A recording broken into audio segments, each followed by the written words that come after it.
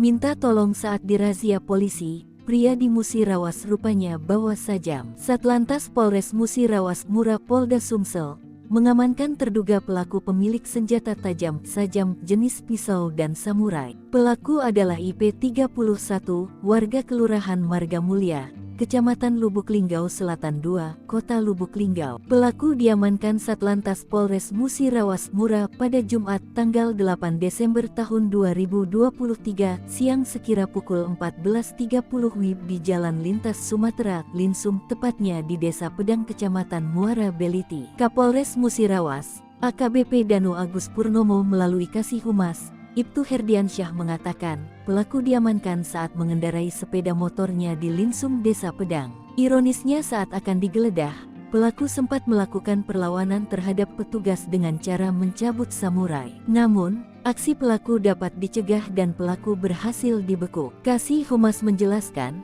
kejadian bermula saat personel Satlantas Polres Mura, dipimpin Kanit Turjawali, Ibda Alamsyah beserta 5 personel, Aibda Rudi Siswanto, Aibda Aan Saputra, Bribtu Popi Haryanto, Bribtu Ardiansyah dan Bribda Zamzami melaksanakan patroli di sekitaran Muara Beliti dan Desa Pedang. Setibanya di Dusun Talang Puyuh Desa Pedang, melintas kendaraan motor jenis Satria Fu, warna biru putih dengan pengendara tidak menggunakan helm, sehingga personel yang melaksanakan hunting melakukan pemberhentian, kata Kasih Humas. Namun lanjut Kasih Humas, pengendara tersebut tidak mengindahkan perintah dan dilakukan pengejaran, sehingga dapat diberhentikan di Desa Pedang. Setelah berhasil dihentikan, pengendara tersebut melakukan perlawanan, jelas Kasih Humas. Namun masih kata Kasih Humas, perlawanan pelaku berhasil diantisipasi petugas, dan pelaku berhasil diamankan. Setelah pelaku berhasil diamankan, personel langsung melakukan penggeledahan di tubuh pelaku,